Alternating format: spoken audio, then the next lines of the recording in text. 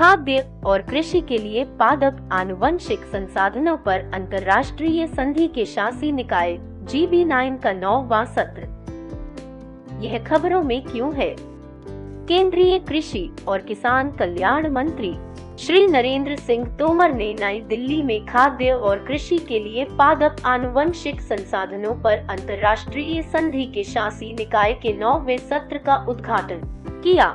उन्होंने कहा कि पौधे आनुवंशिक संसाधन प्रजनन चुनौतियों के समाधान का स्रोत हैं और आवास विनाश और जलवायु परिवर्तन के कारण भी कमजोर हैं।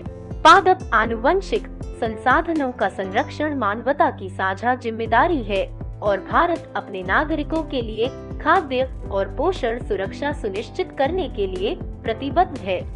साथियों, कुपोषण से निपटने के लिए एक और महत्वपूर्ण दिशा में काम हो रहा है। मोटे अनाज, मिलेट्स जैसे रागी, ज्वार, बाजरा, कोडो, जोंगोरा, बार्ली, कोटकी, इन जैसे अनाज की पैदावार बढ़े।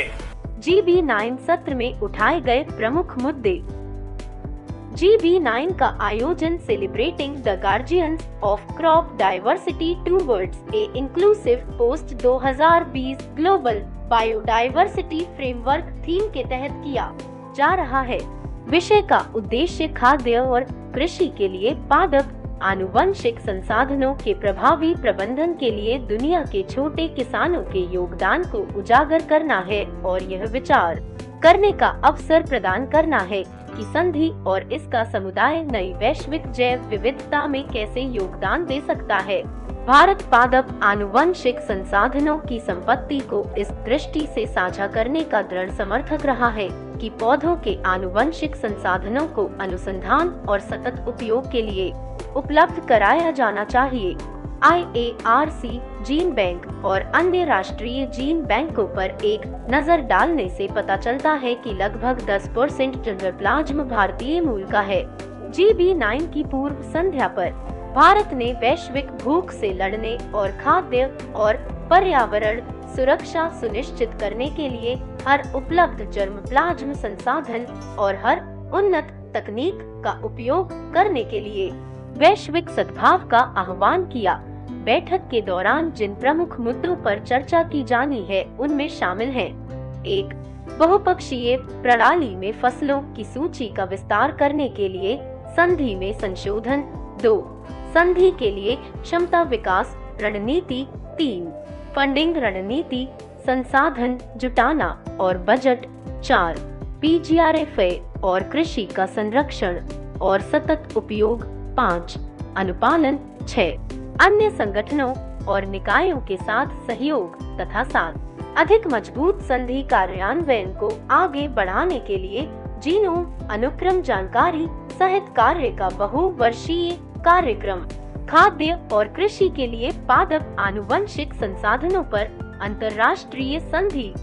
यह नवंबर 2001 में रोम में संयुक्त राष्ट्र खाद्य और कृषि संगठन के 31वें सत्र के दौरान हस्ताक्षरित एक कानूनी रूप से बाध्यकारी व्यापक समझौता है जो 29 जून 2004 को प्रभावी हुआ और वर्तमान में भारत सहित 149 अनुबंधित पक्ष हैं। यह संधि जैविक विविधता पर कन्वेंशन के अनुरूप खाद्य और कृषि के लिए दुनिया के प्लांट जेनेटिक रिसोर्सेज PGRFA के संरक्षण, विनिमय और सतत उपयोग के माध्यम से खाद्य सुरक्षा प्राप्त करने का प्रयास करती है।